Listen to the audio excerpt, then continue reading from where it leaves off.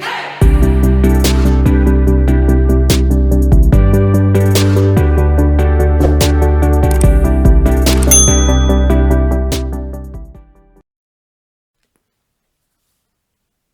crafters, Karen here from Karen's Crafting Company, and in today's video it's all about the October 2022 sheetload of cards.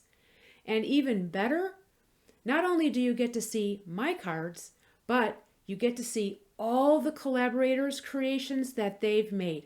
So make sure you click on the hashtag that you see in the title or in the description box, and you'll be able to see all of our collaborators' cards that they made for the month of October.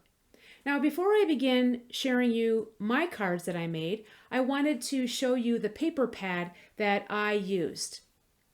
Here is the Echo Park 6x6 Mega Pad, and it's called Winter. And it has 48 double-sided sheets of pattern paper along with colored cardstock. Now, I already dove into this paper pad for a previous project, and I did use up all the colored cardstock. And that's one of the things I like about this paper pad is when they include colored cardstock, because then you don't have to worry about trying to match the colors that are already in the pattern papers. So here I'm just showing you some of the papers that are left, that I have left over, and you can see that there's cut aparts and of different sizes, and there's different pretty patterns of snowflakes and snow globes and pretty flowers, some gingham, some check, some polka dots, some wood grain, and all just really, really pretty. And I really love the color combinations. I love putting winter cards together because I love the blues that I can typically find in the pattern papers. So here I am just finishing up sharing with you the papers that I have left over and any of the remaining cut aparts. And in conjunction with this paper pad, I also am using the frames and tags, or ephemera, if you will, and the enamel dots. And here's a close look of what you would see in this pack. And again, really, really cute sentiments. And I was able to use a few of those for some of my cards, but the majority of them I did use the cut aparts that came with the papers. Now let's talk about the October sheet load. So here is the template, super cute, super awesome. And it's a special edition this month. It's use your 6x6 papers, as you saw from the paper pad that I shared. Now, if you don't have 6x6 papers, that's okay. You can cut your 12x12 down to 6x6. Now, the great thing about Crafty Al's sheetload of cards is the template is super easy to follow. She breaks everything down as to what you need, how to cut, from just all different kinds of ideas and suggestions on the template. And they are, again, super easy to follow. So she gives you the supplies that you need. She tells you how many cards you can make. And then she gives you the dimensions for one card if you don't want to make the whole set of 9.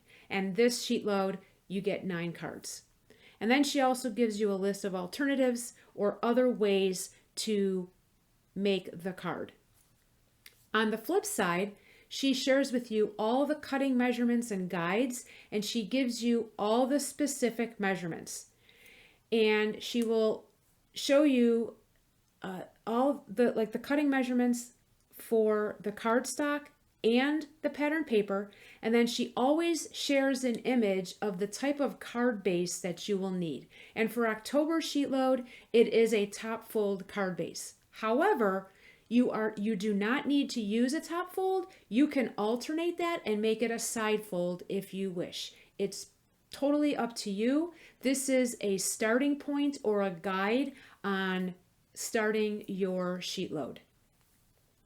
So here are my cards that I created, and because you get 9 cards, you're able to get 3 of the same kind of pattern, if you will, like 3 different times. So you'll see, for example, on the front of the card here, that long vertical strip, you'll see that like 3 times. And then all the other pattern papers will be matched differently. Now here is the 2x2 cut apart that I was telling you about that came as part of the paper pad. And I thought this was perfect because it is the exact same measurement that you would need to cut your cardstock down to put your stamped sentiment on there. So it worked out great. So I did not use any stamps whatsoever for my October sheet load. I just strictly went with my cut aparts and then a few of the ephemera. And as I'm going through, you can see that I did add the enamel dots to each card. I was able to use up the very small enamel dots, which was what I wanted to do.